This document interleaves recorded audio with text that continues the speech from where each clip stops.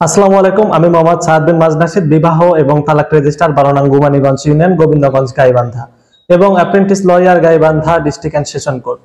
আমাদের অনেকেরই একটা বিষয় নিয়ে সমস্যা হয়, সেটি হচ্ছে অনেকেই আমাকে বলেছেন যে ভাই আমি তালাক দিয়েছি, সেটা আমার স্ত্রীকে অথবা স্বামীকে যেটাই হোক। তালাক দেওয়ার পরপরই আমি রিয়েলাইজেশন করেছি যে আমি আমার স্বামীর সাথে বা আমার স্ত্রীর সাথে থাকতে চাচ্ছি, মানে আমরা অ্যাডজাস্টমেন্ট হতে চাচ্ছি।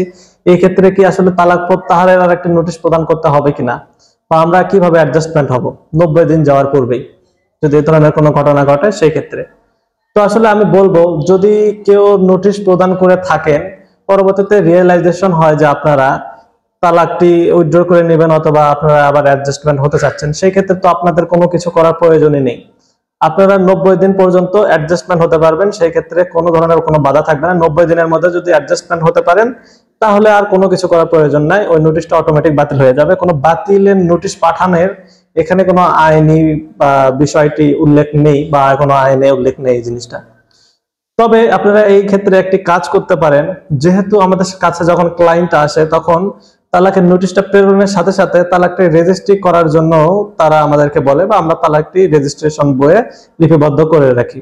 তো এই ক্ষেত্রে আপনারা যে কাজটি করবেন, যদি তালাকের নোটিশটা একবার প্রেরণ করেই থাকেন এবং তালাকটি যদি রেজিস্ট্রিকরণ হয়ে যায়, সেই ক্ষেত্রে যদি 90 দিন হওয়ার পূর্বে আপনারা আবার অ্যাডজাস্টমেন্ট হতে চান বা একত্রিত হতে চান, সেই ক্ষেত্রে আপনি আরেকটি রেজিস্ট্রেশন করে নেবেন। বিবাহ পড়ানোর কোনো প্রয়োজন নেই, কারণ তালাকটি 90 দিনের আগে যদি মীমাংসা হয় সেক্ষেত্রে নতুন করে বিবাহ পড়ানোর কোনো প্রয়োজন পড়ে না। 90 দিন পরে গেলে সেই ক্ষেত্রে তালাকটি কার্যকর হয়, তখন বিবাহ পড়ানোর প্রয়োজন পড়ে।